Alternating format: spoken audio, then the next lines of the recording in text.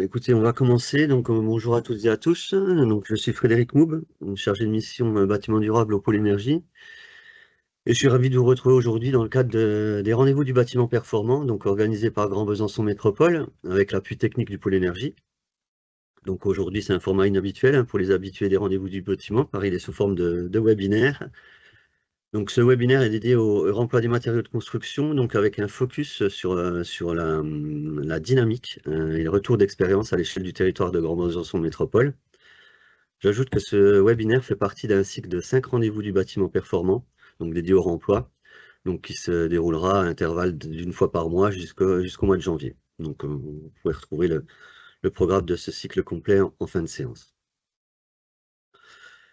Avant de démarrer, quelques consignes pratiques pour que cette session se déroule dans les meilleures conditions. Donc, vos micros et caméras sont désactivés, mais vous pouvez poser vos questions en cliquant sur l'onglet conversation, donc en haut à gauche. Nous y répondrons en dernière partie. Donc, Elsa et Lison nous ferons suivre ces questions.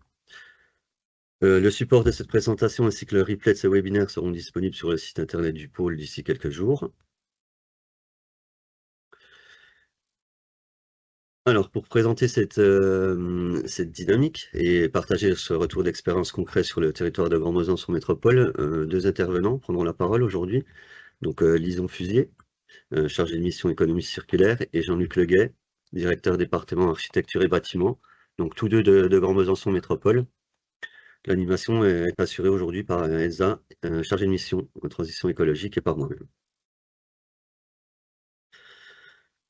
Alors, voici le déroulé de ce webinaire, donc, qui s'articulera autour des enjeux et des perspectives du remploi, avec une partie consacrée aux initiatives portées par Grand Besançon Métropole, ainsi que des retours d'expérience sur les opérations portées par la collectivité. En seconde partie, un temps d'échange interactif avec vous pour répondre à toutes vos questions. Voilà. Donc, avant d'entrer dans le vif du sujet, je vais passer la parole à Elsa Dupont, qui va se présenter. Eh bien, bonjour à tous. Je suis ravie de vous retrouver aujourd'hui pour le lancement de ce cycle sur le réemploi et l'organisation de la filière. Donc, Elsa Dupont, Grand Besançon Métropole, chargée de mission transition écologique et animatrice du plan climat. Aujourd'hui, pourquoi on dédie ce cycle au réemploi? Parce que c'est une thématique vraiment importante aujourd'hui dans le cadre du plan climat. Je ne sais pas comment je peux passer les diapos. C'est toi qui le fais, Frédéric? Et du coup, oui. Donc, le Grand Besançon est investi depuis de longues années en fait dans ces sujets de transition. Vous pouvez voir un petit peu l'historique et aujourd'hui, nous en sommes à notre 3e plan climat qui est à visée territoriale, donc pour embarquer tous les acteurs du territoire dans cette démarche. Nous sommes aussi investis dans une démarche de labellisation avec l'ADEME sur 2 volets, climat, air, énergie et économie circulaire. Donc, l'objectif, c'est de devenir territoire à énergie positive en 2050 pour pouvoir nous adapter aux conditions climatiques futures. Et cela passe par la réduction de la moitié de nos consommations d'énergie sur le territoire et de multiplier par presque 9 la production d'énergie renouvelable et de récupération. Mais surtout aussi d'être dans une démarche de sobriété, ce qui est le plus important avant tout. Et afin d'être à la hauteur, Grand Besançon a pris l'engagement avec son 3e plan climat avec 4 ambitions et qui se déclinent en 40 actions principales. Vous pouvez retrouver ce document, puisqu'il nous est souvent demandé sur notre site internet, avec ses 40 actions et les déclinaisons opérationnelles, sur le site de grandbesançon.fr. Donc, comme vous aurez les supports, vous pourrez facilement retrouver ces documents et on se tient bien entendu à votre disposition pour toute question.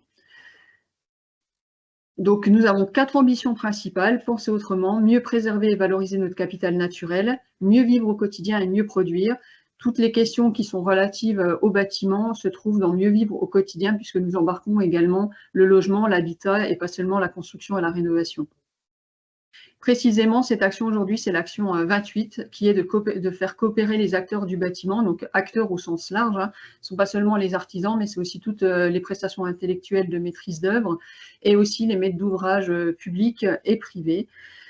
pour aller sur la thématique de rénovation des bâtiments, qui est un axe fort, puisque nous avons énormément à gagner sur cette thématique-là.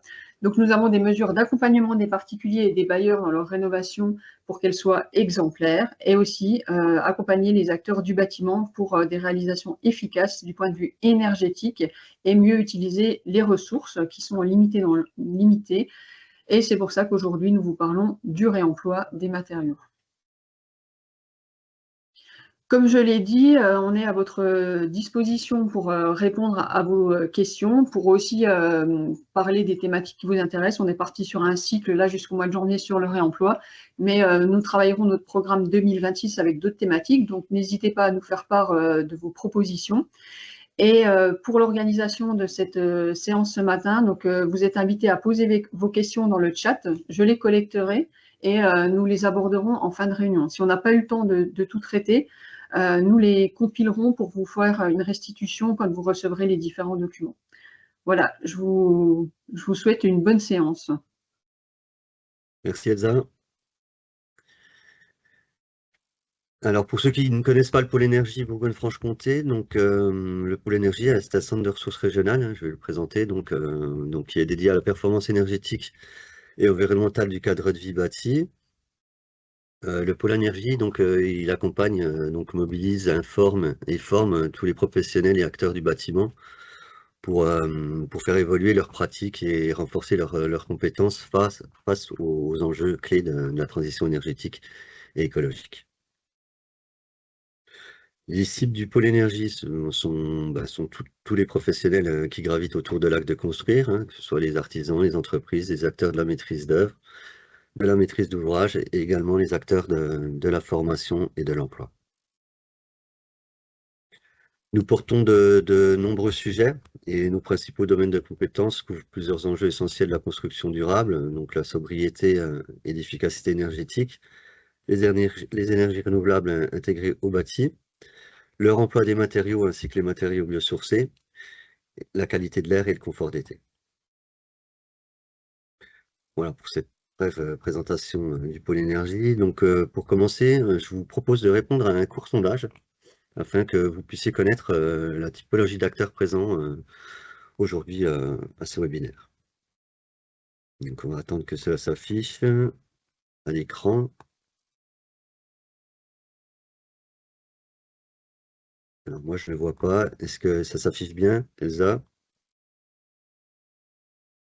Oui, ça s'affiche dans le chat. Ah, c'est dans le chat. Donc voilà. Donc je vous invite à aller dans le chat et à répondre directement.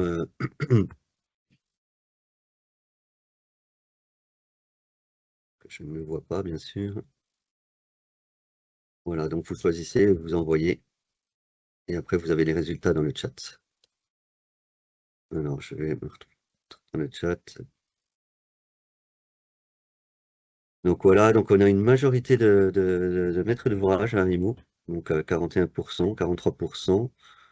On a ensuite la maîtrise d'œuvre, 28% de maîtrise d'œuvre ici présente, et 2% d'entreprises et d'artisans, voilà, et autres, donc tout ce qui est emploi, formation.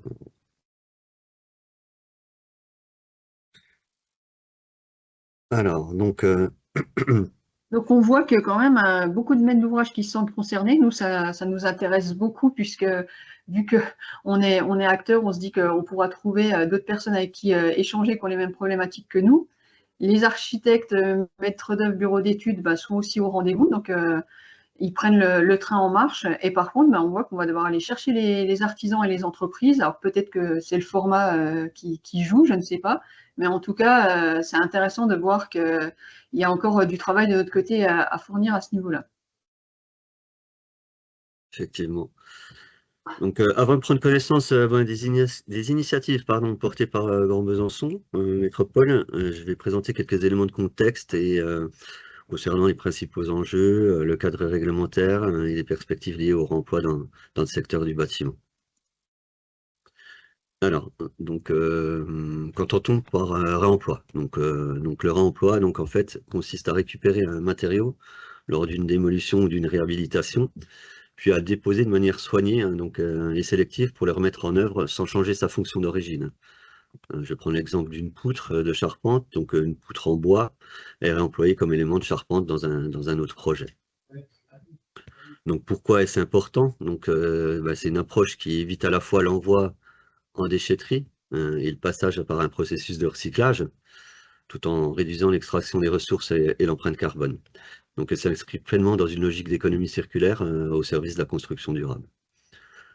Donc à différencier donc, de deux notions proches, la réutilisation et le recyclage, hein. Pour la réutilisation, donc le matériau, en fait, il a acquis le statut de déchet et est préparé pour un nouvel usage, donc éventuellement différent de l'usage initial, hein. Donc par exemple, si on reprend la poutre, elle devient, je sais pas moi, un plan de travail ou une étagère. Voilà.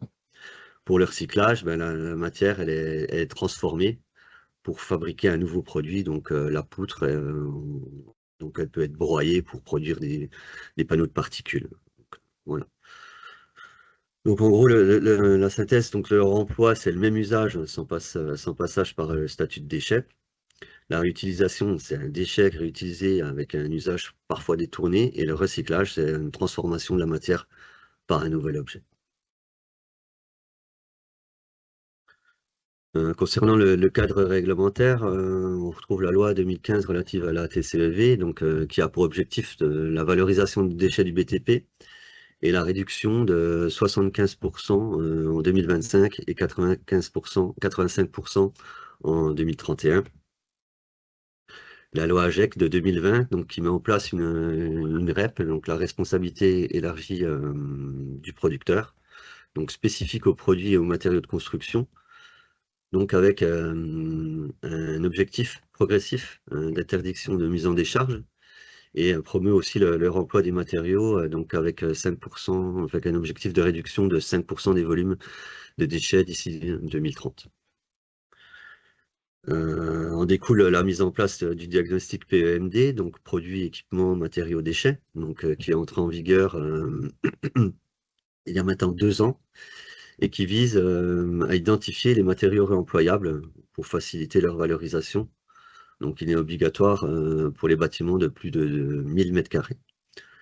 Rappelons que si une opération n'est pas soumise au diagnostic PMD, un diagnostic ressources peut être engagé. Donc ça, c'est à titre volontaire, hein, pour évaluer le potentiel de remploi. Ensuite, la RE 2020, donc, qui généralise la prise en compte des impacts environnementaux, hein, via l'ACV, donc avec un objectif de sobriété carbone et de préservation des ressources. Donc dans le calcul de la RE 2020, donc l'impact carbone des matériaux employés est considéré comme nul. Donc côté produit, hein, donc ce qui favorise leur intégration dans la conception. Les bénéfices environnementaux du réemploi, ils sont la diminution significative des déchets issus de chantier, la baisse de la consommation des ressources primaires, la réduction de la consommation d'énergie et des émissions de gaz à effet de serre, la création de valeur socio-économique, hein, donc limiter les coûts de mise en décharge, d'achat de matières premières, stimuler l'économie donc locale. Et c'est une réponse aux exigences réglementaires en matière de transition écologique. Il y a des bénéfices aussi pour les acteurs du bâtiment, donc des bénéfices économiques bien sûr, donc diminution des coûts d'achat de matériaux neufs et gestion des déchets, la création d'emplois locaux liés au tri, à la réutilisation et au reconditionnement, et ça favorise l'innovation donc, et la création de nouveaux marchés pour les matériaux réemployés. Il y a aussi des bénéfices sociaux, hein, donc leur emploi, il permet d'intégrer des structures de l'ESS, de l'économie sociale et solidaire, et de l'insertion pour les emplois des constructions. Leur emploi valorise les ressources matérielles, mais également immatérielles et humaines, donc le savoir-faire local, l'émergence de nouveaux métiers. Et la sensibilisation donc accrue aux pratiques durables constitue également un bénéfice social direct, puisqu'elle favorise la montée en compétences des acteurs professionnels. Il y a des perspectives d'évolution, hein, donc on constate déjà, donc avec une généralisation progressive du réemploi dans la réglementation et la commande publique, la structuration des filières dédiées à la collecte, au tri, au reconditionnement des matériaux, l'innovation technique pour améliorer la traçabilité et la qualité des matériaux réemployés, donc avec avec des protocoles d'essai pour qualifier l'état, des performances et l'aptitude à l'emploi des matériaux, la sensibilisation et la formation des professionnels du secteur, donc on va en parler juste après, et le soutien des pouvoirs publics et des collectivités territoriales, notamment par des appels à projets, et exemple par les bonus déchets, les chers emplois qui peuvent être octroyés via des dispositifs d'aide régionale comme le fait chez nous et Philogie. Donc pour synthétiser tout ça, je dirais que leur emploi passe d'une logique d'expérimentation à un déploiement opérationnel porté par la commande publique, la structuration des filières, l'innovation, la traçabilité du contrôle et le montée en compétences des professionnels. Pour compléter ces éléments de contexte, des initiatives régionales ont été mises en place en Bourgogne-Franche-Comté.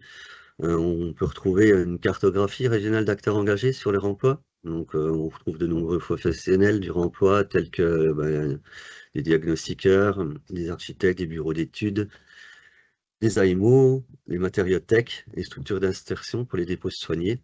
Donc, l'annuaire est disponible sur le site du pôle énergie.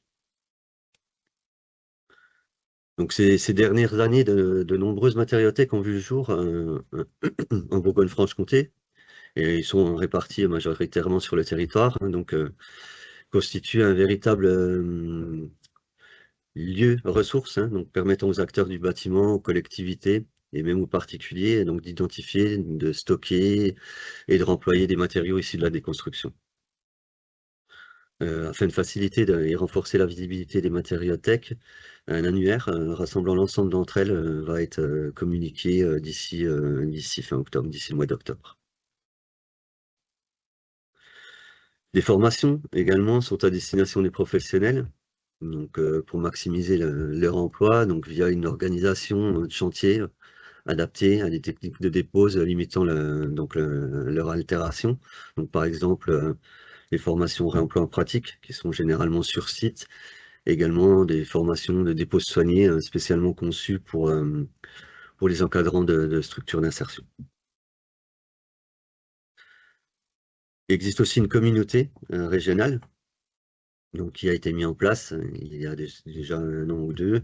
Donc, elle fédère plus de 200 acteurs professionnels et acteurs du bâtiment engagés dans le réemploi. Donc, c'est un espace d'échange, hein, bien sûr, donc qui permet de faire connaître des projets en cours, des initiatives, des activités liées au réemploi sur le territoire, de partager des recherches de matériaux ou de remploi, donc et de faire connaître son gisement disponible.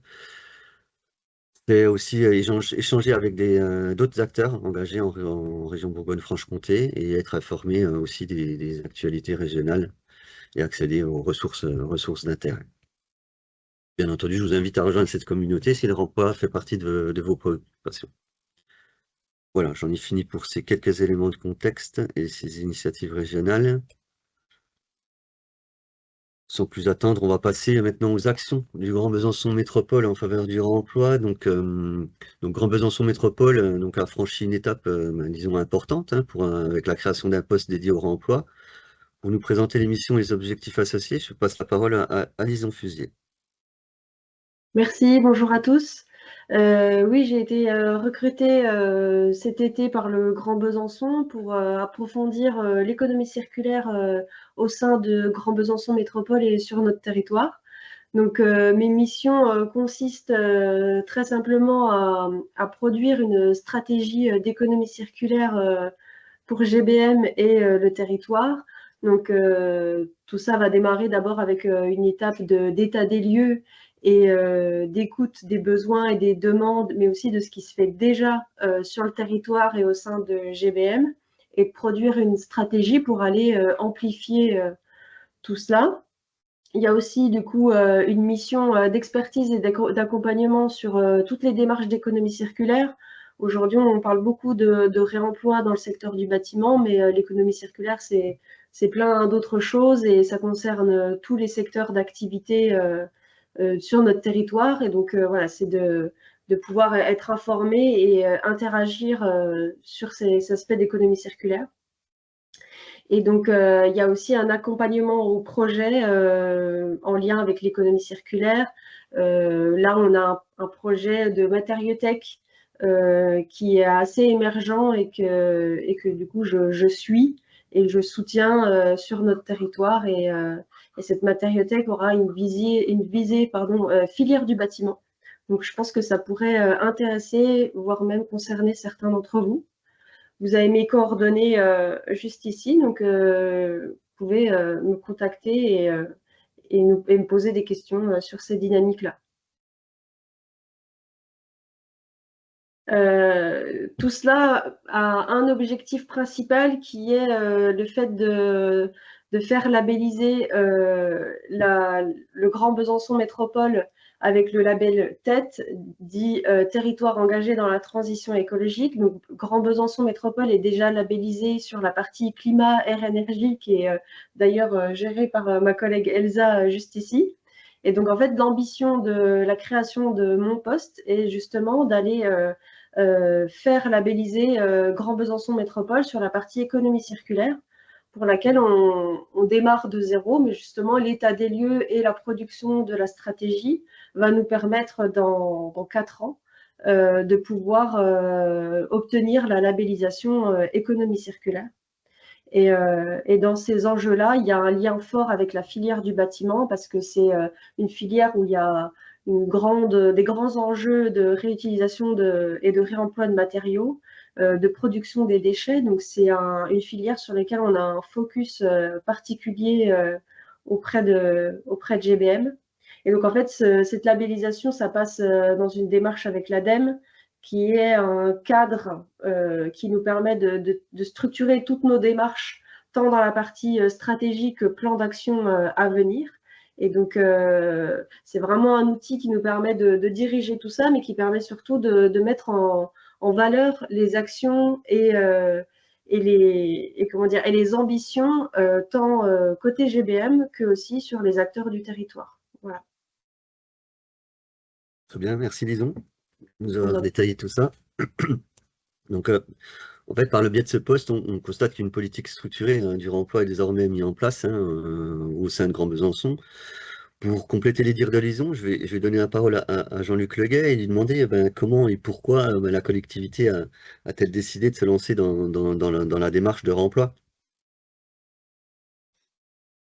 Merci. Je voulais déjà peut-être commencer par présenter très rapidement le département architecture et bâtiment et puis le périmètre d'intervention. Donc le DAB, département architecture et bâtiment, est mutualisé Ville de Besançon, Grand Besançon, et nous intervenons donc avec 110 collaborateurs sur le patrimoine bâti municipal et communautaire, ce qui représente à peu près 460 000 m² de surface de plancher. Voilà, pour poser quand même la zone d'intervention. Et donc sur un territoire essentiellement bisontin, mais aussi grand bisontin. Je veux bien que tu fasses défiler, Frédéric, s'il te plaît. Bien sûr. Et donc là, ce que je vous propose ce matin, c'est un rapide tour d'horizon des quelques actions qui ont déjà pu être conduites en matière de réemploi et réutilisation, donc sur différentes opérations d'investissement, essentiellement sous maîtrise d'ouvrage ville. Après, sur le prolongement, on pourra parler d'autres opérations. Et puis aussi, peut-être ce que je voulais rappeler, et ça en amusera peut-être certains, et notamment dans les quelques entreprises qui sont là, le réemploi, c'est quand même toujours quelque chose qui s'est fait dans le bâtiment, ça a toujours existé. Après, je pense que là, l'idée, c'est peut-être plus de le massifier et puis de le systématiser et d'aller quand même un cran plus loin que ce qui a pu se faire. Alors, on peut démarrer par la Maison des Femmes. Donc, c'est une opération sous maîtrise d'ouvrage Ville de Besançon qui vise à reconvertir un ancien foyer logement du centre communal d'action sociale, donc que la Ville de Besançon a racheté auprès du CCAS, de façon à y installer, entre autres, une Maison des Femmes.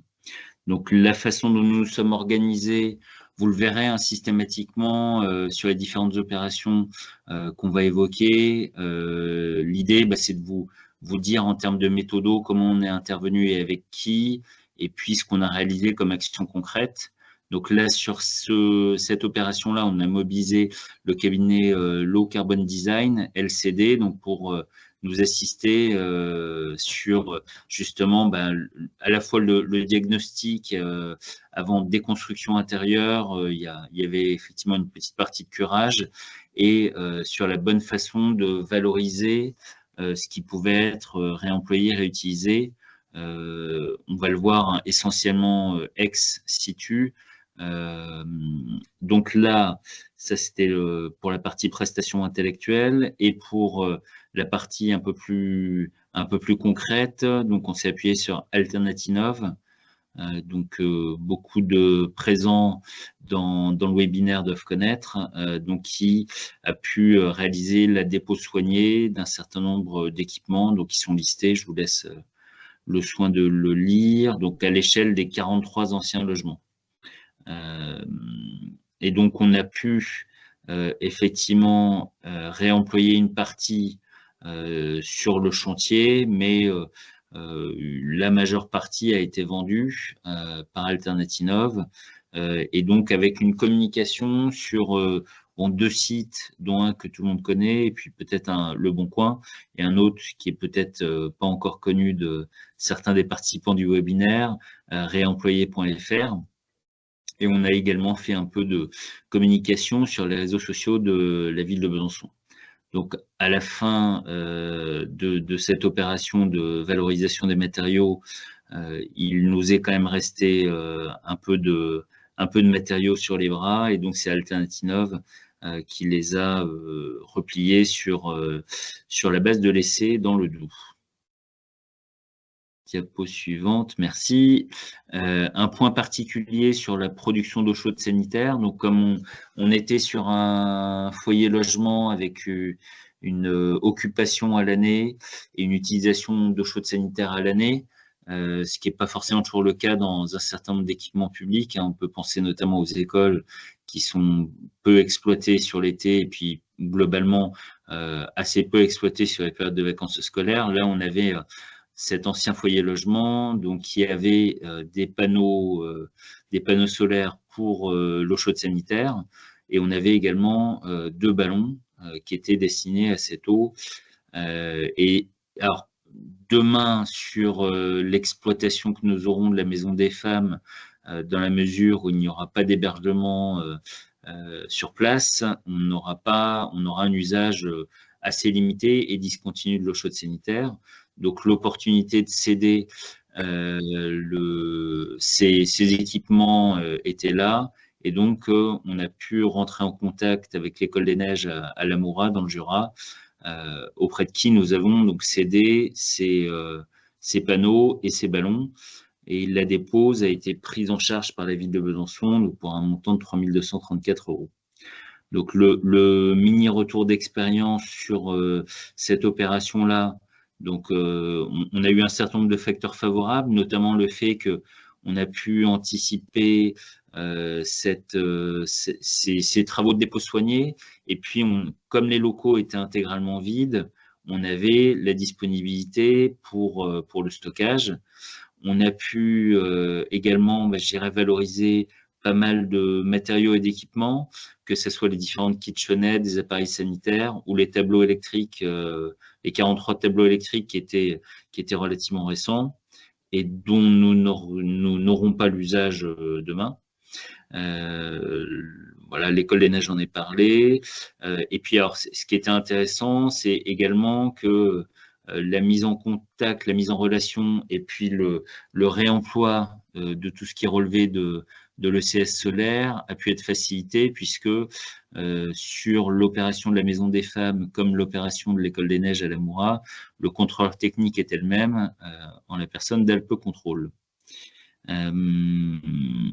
Et quand même un point de difficulté à faire remonter sur cette opération, le réemploi in situ, tant qualité et quantité, ça a été très très compliqué, malgré effectivement un investissement interne de la chargée d'opération, et malgré effectivement aussi l'inscription de clauses de dépôt soigné et de réemploi dans nos CCTP.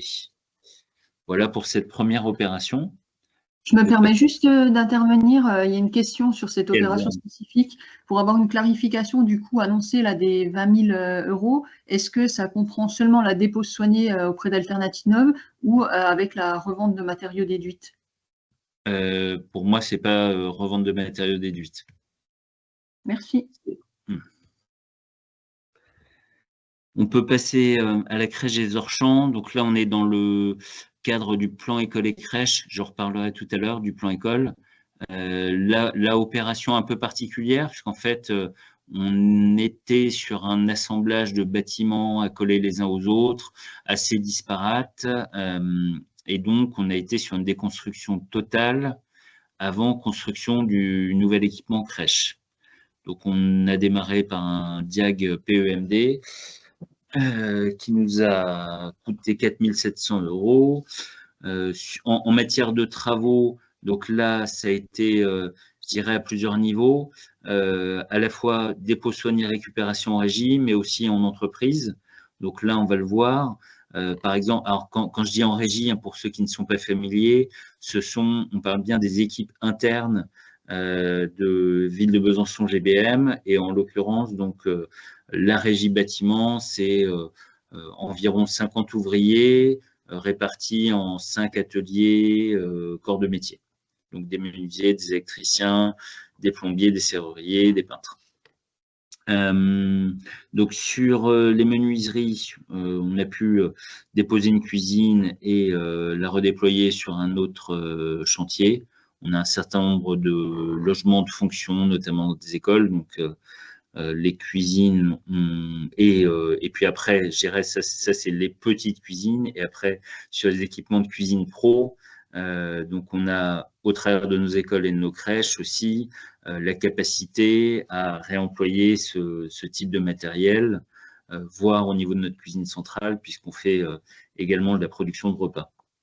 En électricité, des tableaux électriques, des luminaires LED, en plomberie, pas mal d'équipements sanitaires. Donc ça, là, tout à l'heure, quand j'évoquais le fait que classiquement, historiquement, dans le bâtiment, on a toujours fait du réemploi, je pensais particulièrement aux appareillages sanitaires. Donc là, c'est quelque chose qui s'est toujours fait, quoi. Donc simplement, pas au niveau qu'on le pratique aujourd'hui et qu'on va le pratiquer demain. Des éviers des auges, des ballons de chaude sanitaire, une chaudière gaz qui a pu être récupérée par la direction de la maîtrise de l'énergie. Donc ça, c'était pour la partie régie, donc ce qui a été fait en interne. Et ce qui a été externalisé en entreprise, donc là, ça renvoie aux 2 photos que vous voyez à droite.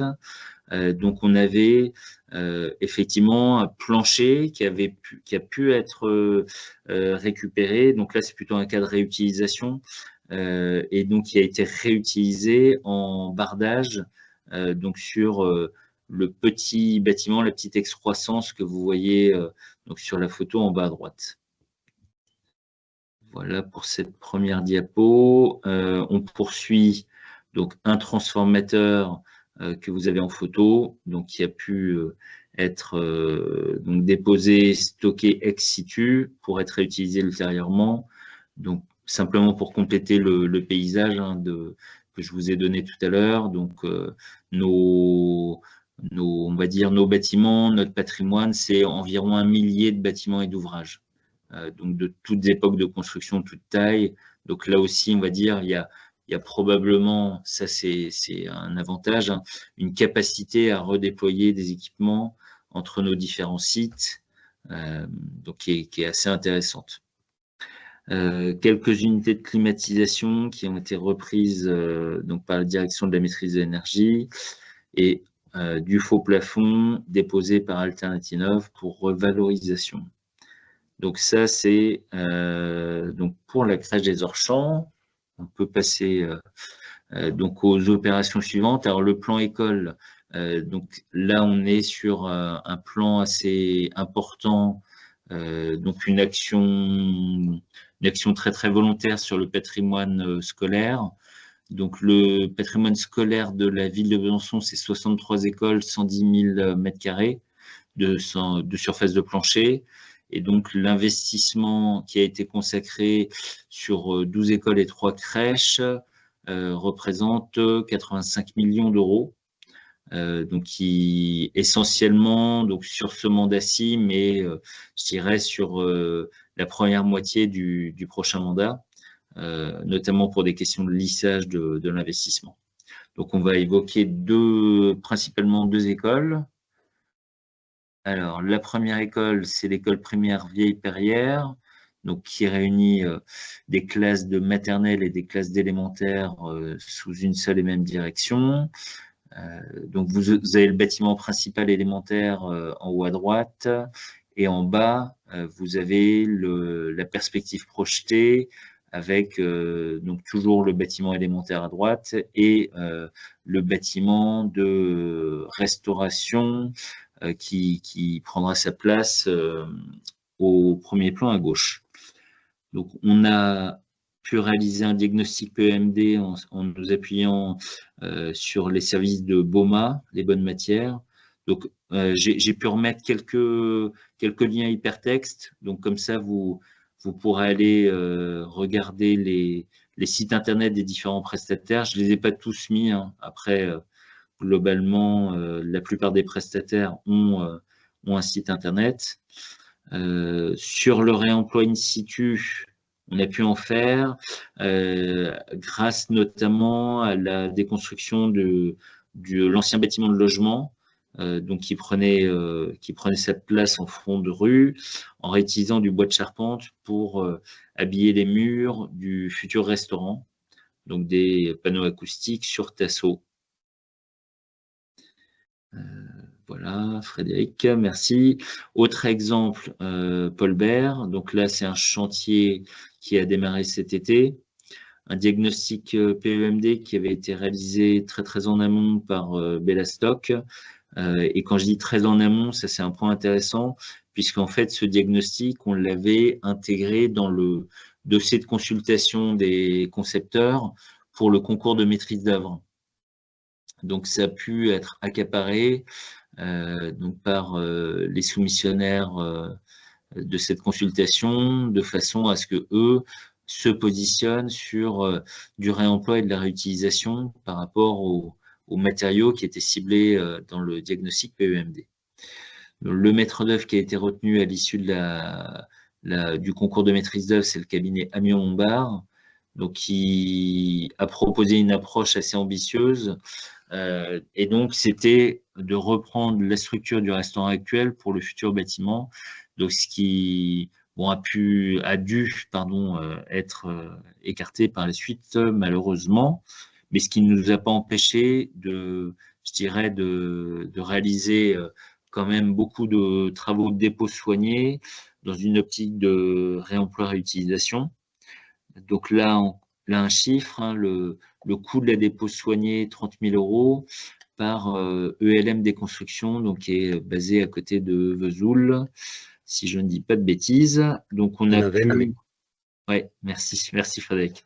Donc on a pu réutiliser de la pierre de parement pour des aménagements extérieurs. Bon, ça peut paraître anecdotique, hein, on parle de 30 mètres carrés, mais ça a été dit tout à l'heure, hein, ces actions, elles ont quand même l'énorme intérêt de limiter le bilan carbone des opérations et puis de limiter tout ce qui va être appro, amener, repli, évacuation de déchets. Donc, ça ne l'est pas tant que ça. Une trentaine d'unités d'équipements sanitaires qui ont pu être récupérés, des éléments de serrurerie, du caillebotis, des potelets.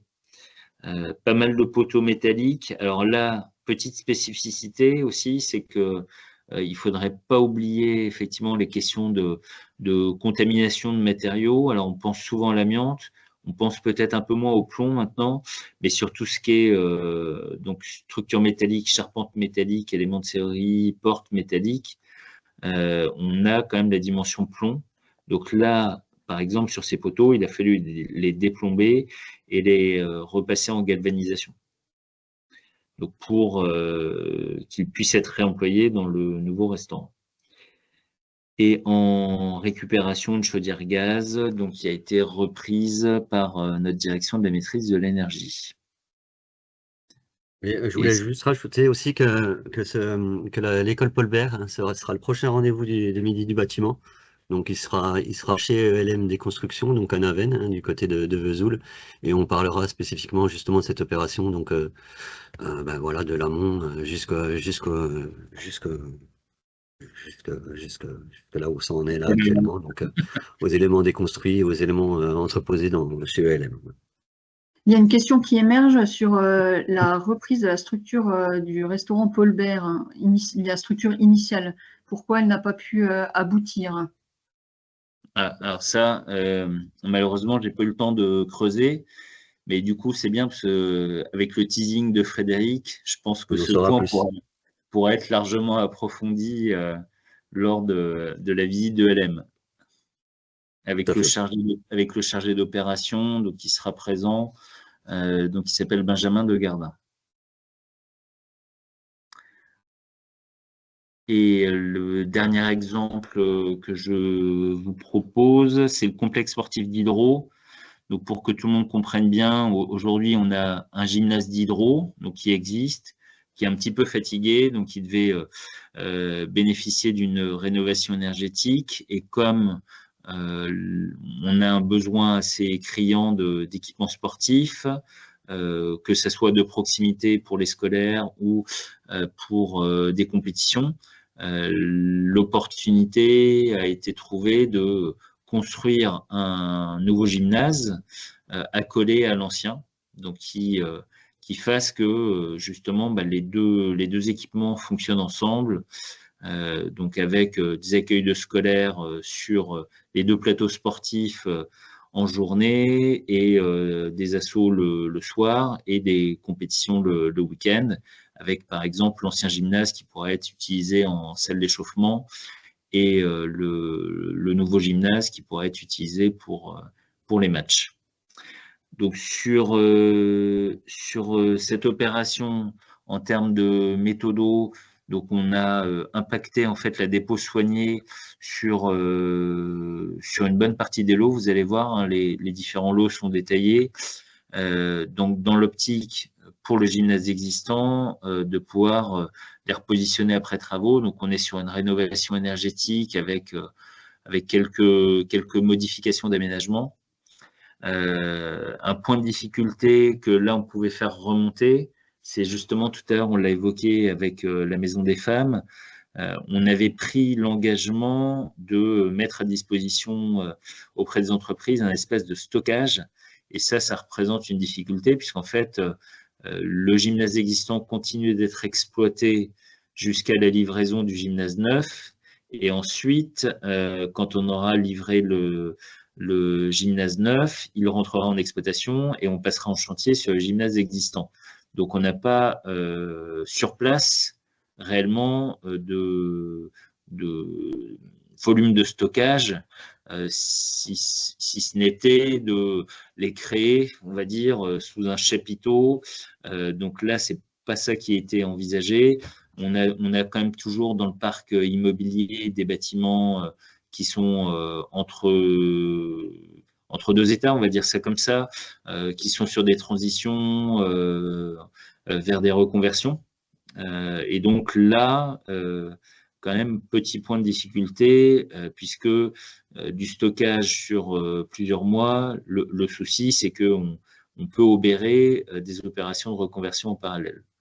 Donc là, on est encore en train d'accaparer cette difficulté, puisque là, aujourd'hui, nous sommes toujours sur le gymnase neuf, avec un certain nombre de travaux à achever.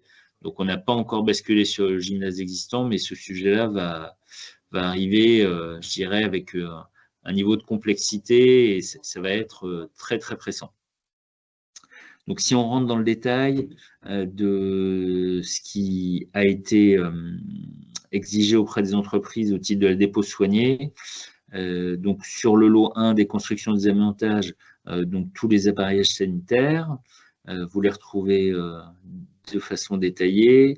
Sur le lot 4, ossature et vêture bois, un lambris bois existant, Donc, vous avez la photo. C'est détaillé là aussi, 1200 planches de 2 mètres.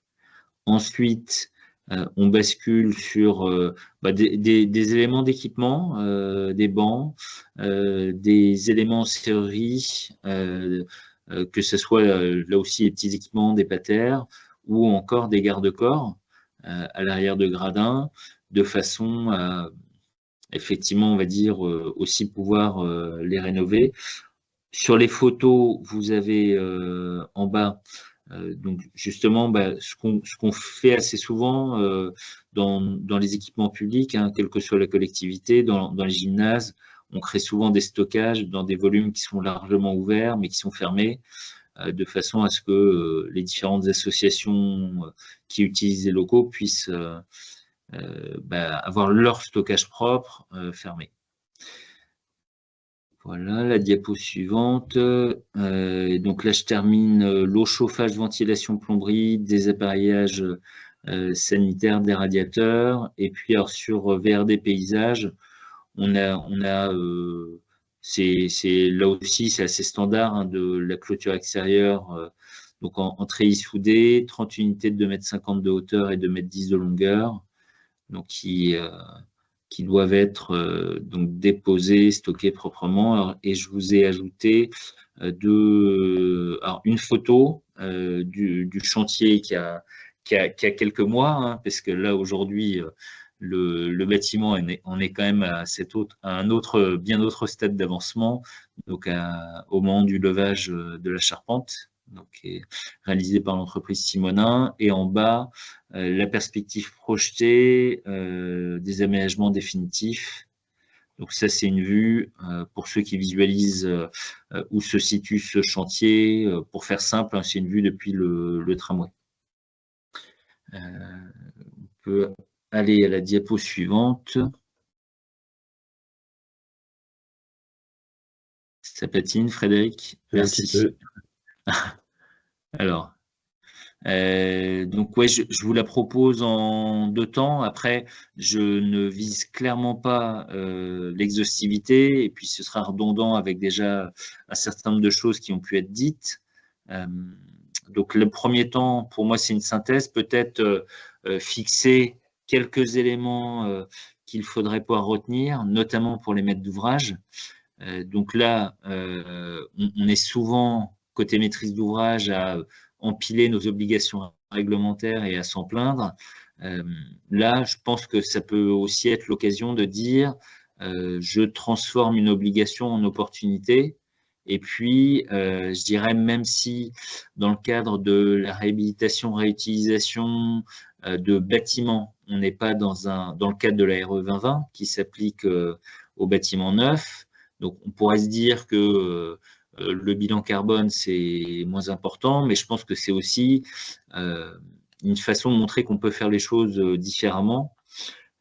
Et dans ce cadre, c'est de dire, tiens, j'ai un diagnostic PEMD qui va me montrer la voie, qui va me montrer un certain nombre d'opportunités. Il faut que je le saisisse pleinement et que je me creuse un peu les méninges pour savoir comment réemployer ou réutiliser in situ, ex situ, et puis se casser un tout petit peu la tête, mais je dirais pour aller tirer le meilleur parti de l'opération.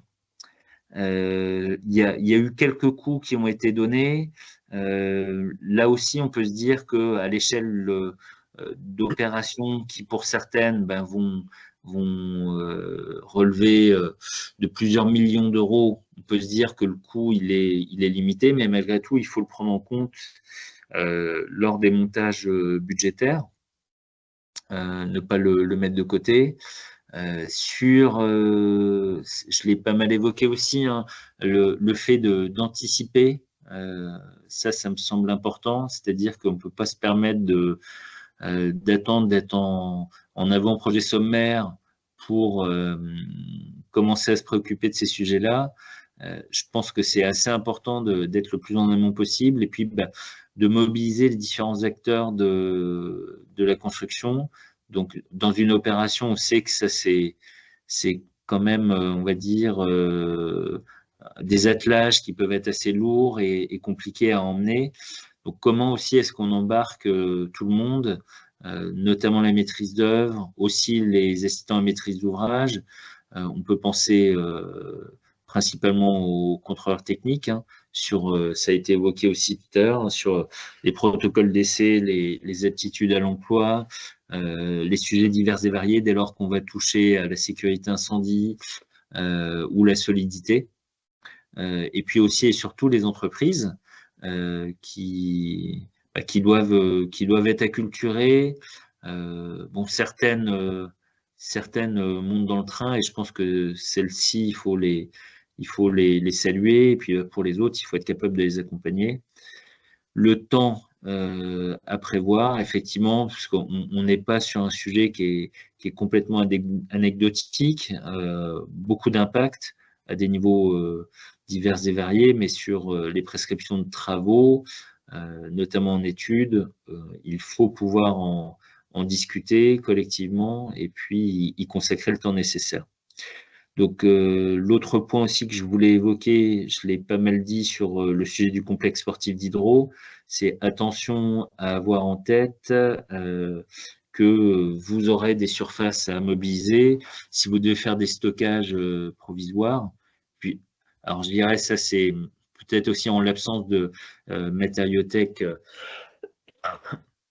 physique toujours présente ou alors d'acteurs comme Alternatinov qui pourraient se retrouver avec des centaines, des milliers de mètres carrés de matériaux sur les bras.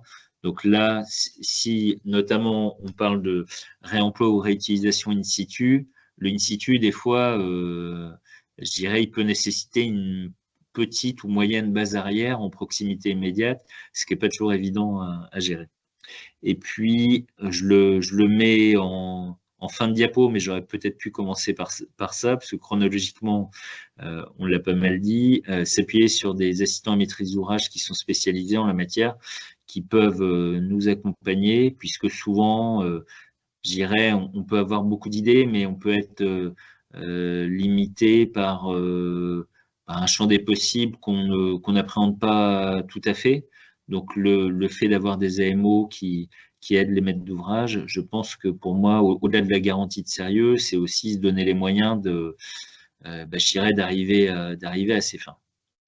Ça, c'était la première diapo de synthèse. Et puis après, je voulais prolonger et puis se dire comment est-ce qu'on peut s'améliorer, comment est-ce qu'on peut aller encore un cran plus loin. Donc moi, le premier item que je propose, c'est effectivement se dire comment est-ce qu'on sort d'un mode de fonctionnement où dans le bâtiment, je dirais, les déchets du BTP, on sait ce que ça représente, c'est énorme. Et donc, comment est-ce qu'on arrive à faire en sorte de prendre en compte un peu mieux les matériaux, se dire qu'au-delà de leur coût financier, c'est aussi un coût carbone, c'est une durée de vie et le fait d'être dans du tout jetable, c'est quand même assez peu souhaitable. Ensuite, alors ça c'est un exemple plutôt à l'échelle ville de Besançon, Grand Besançon, mais on en a souvent quand même parlé, c'est quand on est maître d'ouvrage, et puis après je dirais aussi chacun des autres acteurs de la construction, hein, de son côté, c'est comment est-ce qu'on se donne des référentiels propres qui puissent être exigeants. Donc nous, on l'a appelé ABC du bâtiment. Au départ, c'était un nom un peu plus barbare, hein. C'était notre cahier de prescription énergétique et environnementale. Donc avec, on va dire, des actions qu'on va favoriser, qu'on encourage, quelques lignes rouges, de façon aussi à avoir un cadre et ne pas réinventer la roue à chaque opération. Autre élément de cadrage, moi, qui me semble intéressant, c'est on a une démarche qui s'appelle Bâtiment durable Bourgogne-Franche-Comté, qui est portée par l'association Terragilis, donc qui existe maintenant depuis quelques années, qui s'est structurée, donc qui est une démarche holistique d'amélioration et qui va permettre d'entraîner tous les acteurs, justement, de l'acte de construire, et donc une démarche volontaire à laquelle doit s'intéresser le maître d'ouvrage. Voilà. Ensuite, moi ce que je propose, et je pense que c'est ce vers quoi on doit arriver, alors côté ville et Grand Besançon, encore une fois, là, ça part peut-être de nous, mais c'est disposer d'un accord cadre pour justement avoir un ou plusieurs bureaux d'études spécialisés qui vont nous accompagner sur cette mission d'AMO réemploi de façon à stabiliser l'écosystème et puis faire en sorte qu'on ait un partenariat un peu plus de longue durée que du one-shot où à chaque opération, on vient recontractualiser. Donc ça, je me dis que ça peut être une perspective intéressante. Après un lieu commun, mais je me suis dit que c'est intéressant de le repositionner là, c'est systématiser un lot zéro, dépôt soigné, éventuellement assorti de reconditionnement si on le juge opportun, mais dans les marchés de travaux, c'est peut-être plus pertinent que de dispatcher cette prestation dans les différents lots des marchés de travaux. Ensuite, c'est plus une réflexion, et ça a été évoqué aussi tout à l'heure, hein, on a un réseau de matériothèque physique qui existe. Après, peut-être que aujourd'hui le maillage est encore un peu trop lâche, et que là, par exemple, à l'échelle de Besançon, les matériothèques les plus proches, elles sont dans le Haut-Doubs.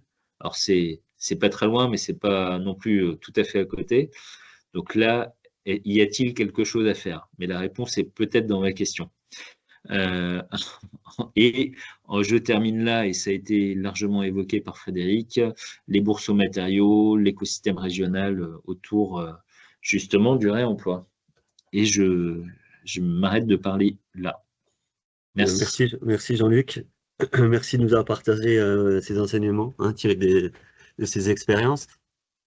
Est-ce que vous avez d'autres projets à venir peut-être sur Alors, il y a le un projet notamment que je n'ai pas évoqué, donc qui est la rénovation énergétique de la City, donc qui est le siège de la communauté urbaine Grand Besançon Métropole. Là, on est encore, je dirais, un peu balbutiant, puisqu'on en est entre l'esquisse et l'avant-projet sommaire. Donc, on a bien intégré justement la dimension réemploi dans le marché de maîtrise d'œuvre. Il y a quelques idées, après, qui méritent vraiment d'être confrontées à la réalité. Voilà. Donc, c'est encore un peu tôt pour en parler, mais je pense que dans quelques mois, on y verra plus clair. Très bien, merci. Nous allons passer maintenant à la deuxième partie, avec un temps d'échange donc interactif afin de recueillir vos attentes, vos besoins, et identifier ensemble peut-être des leviers pour développer le remploi à l'échelle de la collectivité. Il y a des questions, mais n'hésitez pas à les poser donc, via l'onglet conversation. Avant de prendre donc une première question, je vous propose de répondre à 3 petits sondages, donc afin de connaître vos pratiques en matière de remploi, vos freins et vos besoins. Donc ils vont s'afficher sur votre écran.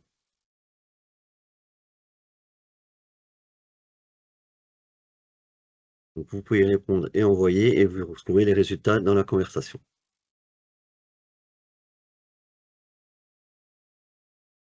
Je vais peut-être les lister, je vais peut-être les dire. Donc quels sont les principaux freins que vous rencontrez il est passé, je suis désolé, je ne les vois plus.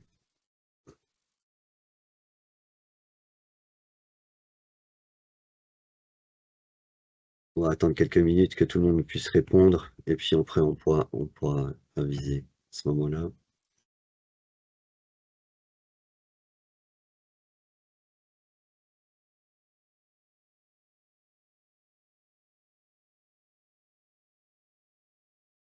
Donc sur le premier, la première question qui était posée, c'est où en êtes-vous aujourd'hui avec dans l'intégration du remploi dans vos pratiques?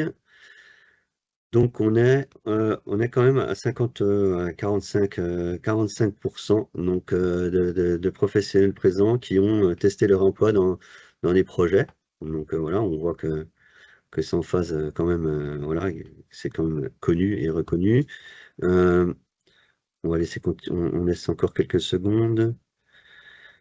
Vous êtes aussi 30% à l'intégrer régulièrement et 25% à ne jamais l'avoir employé dans un projet. La deuxième question, c'était sur donc les principaux freins que vous rencontrez pour intégrer le réemploi. Donc le premier frein, donc c'est le surcoût, donc le surcoût perçu ou réel, donc main-d'œuvre, logistique, assurance, et juste derrière, c'est la méconnaissance des pratiques.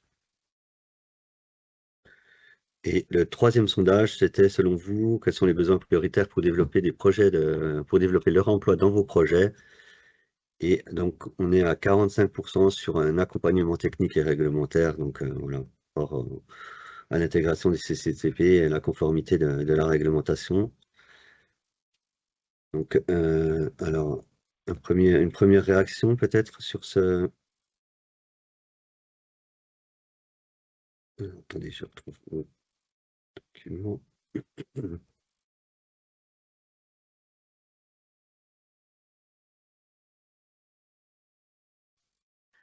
Je profite de cette réponse pour faire un petit aparté sur l'accompagnement. Le cycle de rendez-vous du bâtiment a été vu pour vraiment inclure tous les maillons de la chaîne de l'acte de construire et de rénover. Donc, vous pouvez le consulter sur le site du pôle énergie au complet. L'enjeu est vraiment que tout le monde puisse trouver sa place et que tout le monde puisse prendre le train. Donc, Grand Besançon est en train de se structurer et d'essayer de structurer plus largement une filière avec l'embauche de l'ISON notamment, l'inscription dans le label et bien entendu le travail qui est mené en interne par les différentes équipes. Donc, on a aussi envisagé la possibilité de pouvoir proposer évidemment une formation, puisque c'est pas le tout d'exiger des choses, mais si les acteurs en face ne sont pas en capacité de répondre, c'est un coup d'épée dans l'eau. Donc, il est en train de se structurer une formation avec le pôle énergie pour accompagner la cible plus spécifique des artisans à la dépose soignée. Parce que pendant des années, en fait, on faisait de la démolition un peu massive à beaucoup de pelleteuses. Aujourd'hui, on essaie d'être un peu plus soigneux et l'enjeu aussi, c'est de pouvoir réutiliser les matériaux dans de bonnes conditions. On a vu que dans les questions avait émergé cette question sur le bon fonctionnement, sur la partie assurantielle. Donc, ça sera aussi traité dans ce parcours de rendez-vous. Et l'idée est de pouvoir proposer d'ici la fin d'année une formation à la dépose soignée spécifique pour les artisans en fonction des corps de métier. Ça, on ira peut-être sur les électriciens, par exemple, sur le volet sanitaire, mais aussi sur les encadrants, puisque l'impulsion vient aussi des encadrants des équipes pour les déposes. Donc, on vous tiendra au courant de cette partie-là. Mais l'enjeu est bien d'être partie prenante et pas juste d'impulser des choses et d'attendre que ça se passe. Donc, on voit bien que le remploi est une pratique déjà bien connue, hein, puisqu'il y a à peu près la moitié des personnes qui ont répondu qui l'ont déjà pratiqué ou qui le mettent régulièrement. Donc, par contre, par rapport donc aux freins hein, identifiés et notamment au surcoût, peut-être Jean-Luc, avec l'expérience que vous avez peut-être des arguments pour répondre à ces freins. Donc le plus gros frein, en fait, c'est bon, le surcoût, on l'a vu, et aussi la méconnaissance des pratiques. Donc la méconnaissance des pratiques, ce qui confirme vraiment un besoin d'acculturation, d'appui méthodologique, des exemples concrets, pardon. Mais concernant les surcoûts perçus ou réels, qu'est-ce que vous pouvez dire là-dessus?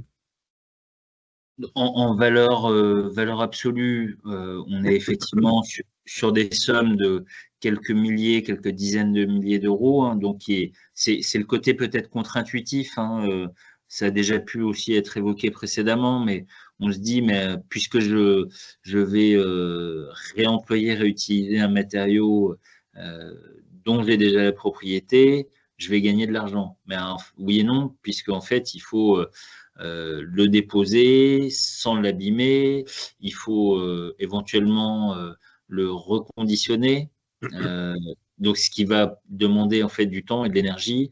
Et même si sur par exemple ces types de marchés-là, on peut penser aux entreprises d'insertion, ben, ça prend comme toujours un petit coût. Mais alors, je dirais en valeur absolue, c'est une somme, mais en valeur relative, et si on le rapporte à l'échelle d'une opération, c'est dérisoire. Alors, j'ai pas fait de calcul, mais c'est à mon avis inférieur à 0,5% d'un coût d'opération. Donc, je pense qu'il faut aussi le mettre en perspective.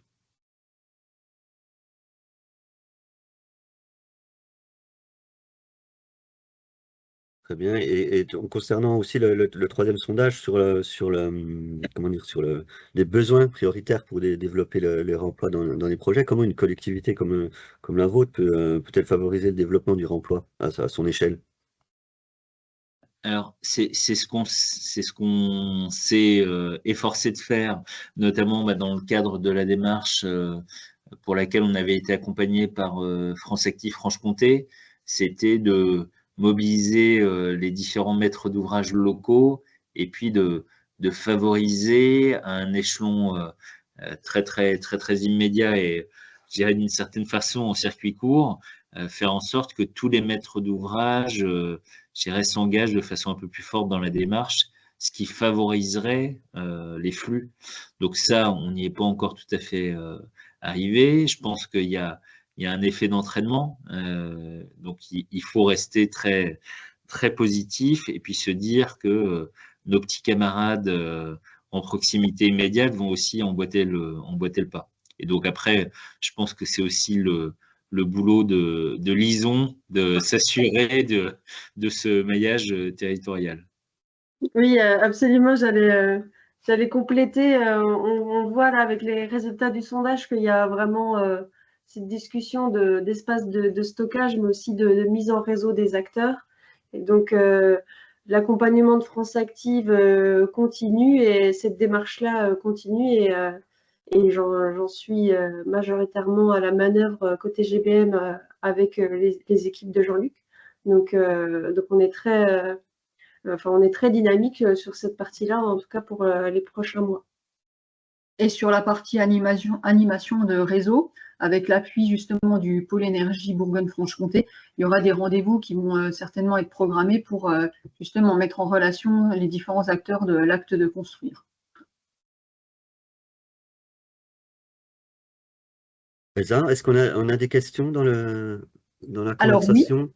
donc il y a des questions qui vont émerger, donc je le disais notamment sur la partie assurantielle. Alors je ne sais pas si Jean-Luc pourra apporter des précisions sur les différents projets qui ont été présentés sur la partie comment est-ce que ça a été organisé pour s'assurer du bon fonctionnement des matériaux réemployés. On parle aussi des questions de coupe-feu, par exemple. Est-ce que c'était une mission qui était dédiée aux contrôleurs techniques ou est-ce que ça a pu être anticipé ou pas?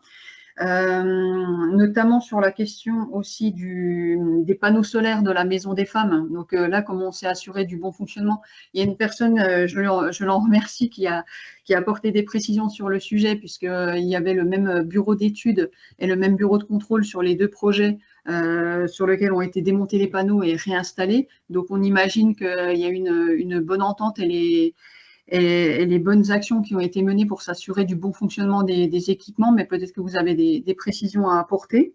Je vous laisse peut-être répondre avant de proposer les autres questions. Oui, c'est déjà pas mal. Merci Elsa. Donc peut-être dans les différents exemples qu'on a pu voir, vous le constatez, on a été assez peu sur des champs qui pouvaient relever de la sécurité incendie. Donc ça, c'est peut-être aussi une piste. Enfin, c'est un écueil qui est un peu compliqué à gérer, puisque c'est vrai qu'aujourd'hui, on sait où on va quand on achète un bloc-porte parce qu'il est étiqueté, parce qu'il est fourni par un industriel et que quand il est livré, on a le PV, on a, je dirais, l'étiquetage sur la tranche. Donc, on sait très exactement ce qu'on a. Ce qui est moins, ce qui est moins le cas ou ce qui devient un peu plus hasardeux, surtout donc avec de l'existant. Donc le réemploi, c'est encore jouable, je dirais. Par contre, la réutilisation ou quand on doit se retrouver à découper, remettre à des dimensions, c'est là où ça ne fonctionne plus, quoi. Donc ça, là-dessus, je n'ai pas encore le retour d'expérience. Par contre, peut-être sur l'exemple de l'ex-résidentiaux, donc reconverti en maison des femmes, et sur le solaire thermique. Donc là, on avait un équipement qui fonctionnait bien, et on a eu une période de latence très très limitée entre la fermeture de la résidence et puis le fait d'accaparer ces équipements. Donc là, pour moi, pas de difficulté.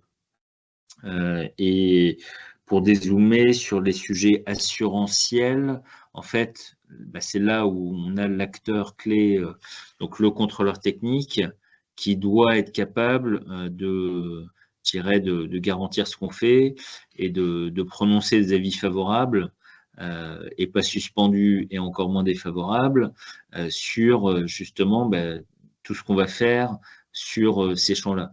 Et donc là, peut-être que ça revient également à ce que j'évoquais tout à l'heure, c'est la nécessité d'appréhender le plus en amont possible ces sujets-là et que ça ne soit pas traité un mercredi matin à la 55e réunion de chantier, à mi-parcours des travaux, où là, je pense que ça peut être source de tension et de déperdition en termes de temps, d'énergie, et donc accessoirement de finances, quoi. Voilà ce que je peux dire, voyons, sur les quelques questions.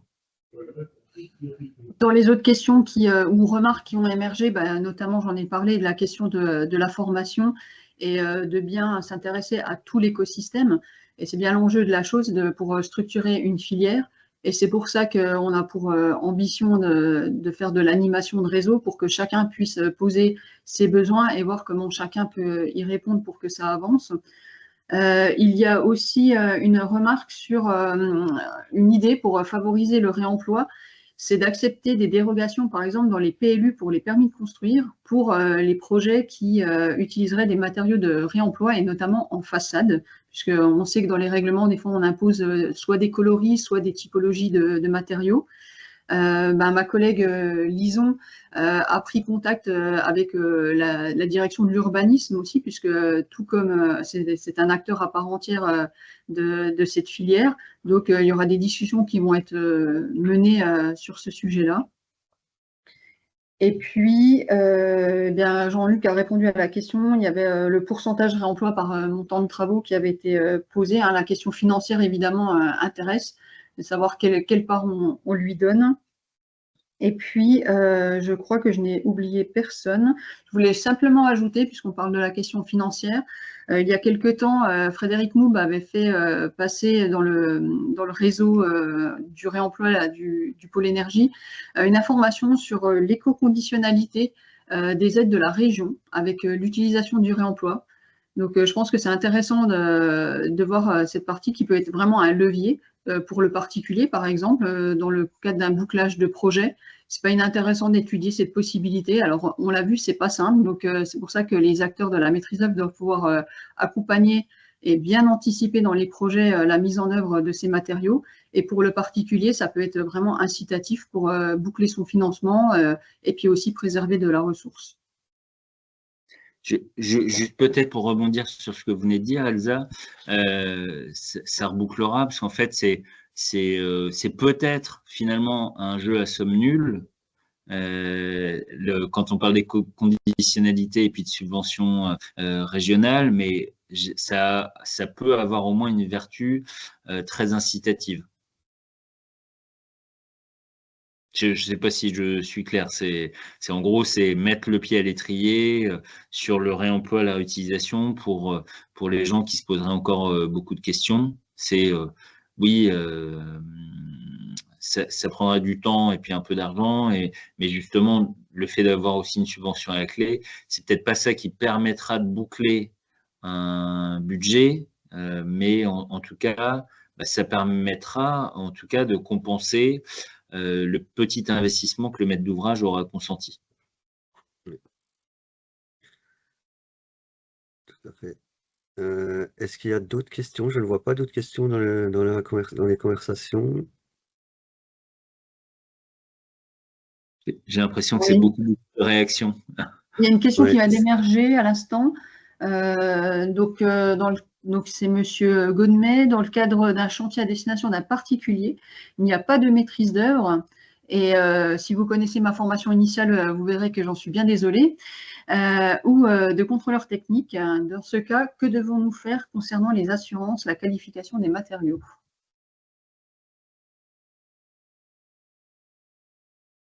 Alors, bon, je vais tenter une réponse. Dans le cadre du programme, alors c'est plus Ephilogie, mais avec les accompagnateurs de la rénovation, il y a de l'AMO, donc ça permet d'avoir un premier niveau de conseil sur justement les matériaux à utiliser, les performances et peut-être des incitations. Moi, j'encourage vivement tous les particuliers à prendre un maître d'œuvre à minima et un architecte, ne serait-ce que pour avoir le conseil et la vision globale. C'est un investissement sur le coût, mais à long terme, ça vous fait faire des économies sur les bons choix. Et concernant les assurances, aujourd'hui, il y a très peu de particuliers qui demandent l'assurance à l'entreprise qui interviennent chez eux. Et après, ils ont des déconvenus. Mais malheureusement, il y a des méconnaissances. Vous avez des organismes qui permettent de vous renseigner justement par le biais de mon accompagnateur Rénov ou le guichet unique de renseignement du particulier. C'est un premier pas. Après, je ne sais pas si c'est typiquement français que de ne pas vouloir faire appel à des professions intellectuelles, puisque malheureusement, on a l'impression qu'on achète du vent, puisque ce n'est pas matériel, on n'est pas en train de monter un rang d'agglo. Mais pour moi, c'est primordial. C'est de l'argent bien investi. Si Frédéric veut compléter, peut-être. Non, non. Là, je voulais juste continuer donc par hop, je vais reprendre la présentation. Tac. Donc juste avant de vous présenter les prochains rendez-vous du Midi du bâtiment. Donc nous avons fait un questionnaire de satisfaction à chaud. Donc voilà, votre avis nous intéresse. Je vous demanderai de bien vouloir prendre quelques instants pour répondre au questionnaire. Donc il est accessible via le QR code qui s'affiche à l'écran, mais également il va apparaître dans la conversation. Donc ça prendra 2 minutes. Et puis simplement dire, donc je rappelle donc le prochain donc rendez-vous du bâtiment, donc du cycle réemploi qui sera le 16 octobre donc à Navennes. Donc il sera question donc du retour d'expérience donc avec l'école Paul Bert. Donc un rendez-vous qui sera exceptionnellement organisé donc à Navennes, pas à Besançon, donc à Navennes près de Vesoul, donc sur le site de la matériothèque de LM des constructions. Voilà. Un dernier mot peut-être, Jean-Luc? Simplement, j'invite peut-être les participants à consulter les commentaires et je ne sais pas s'ils seront retranscrits, mais je pense que c'est assez intéressant, notamment On fera une quelques-uns. synthèse des échanges là et puis on renverra donc avec le replay et puis la présentation, bien sûr. Après, le sujet assurantiel, il est permanent, il a déjà été beaucoup évoqué sur les années précédentes, notamment sous l'angle du rôle du contrôleur technique, de ce qu'il peut faire et puis peut-être de ce qu'il ne peut pas faire. Je pense que ça vaudra le coup d'en reparler. Mais il ne faut pas que ça soit un frein. Après, je pense que c'est peut-être un prétexte aussi un peu trop facile pour certains maîtres d'ouvrage. Je ne parle pas des particuliers, mais je parle notamment des grands maîtres d'ouvrage. À ce sujet, j'aimerais rappeler aussi le positionnement du pôle énergie Bourgogne-Franche-Comté, qui est un centre de ressources. Donc, sur leur site internet, vous retrouvez énormément de documents. Et c'est une grande chance pour nous d'avoir pu travailler avec eux sur ces rendez-vous du bâtiment. Donc, toutes les données que vous voyez ici sont après valorisées sur le site du pôle énergie, puisque la vocation de Grand Besançon Métropole, ce n'est pas d'être un centre de ressources, mais bien d'impulser des actions dans son plan climat et de partager. Donc, nous sommes aussi très preneurs de retours d'expérience de maîtres d'ouvrage, d'entreprises, d'une part pour nous, pour monter en compétences, et pouvoir après repartager ces expériences en les valorisant, notamment dans les rendez-vous du bâtiment. Donc, n'hésitez pas à vous signaler pour participer à la structuration de cette filière. Très bien. Eh bien, merci pour ce mot de la fin. Donc merci à toutes et à tous. N'hésitez pas à vous inscrire au prochain événement et Très bonne journée à tous. Merci à vous. Merci. Merci.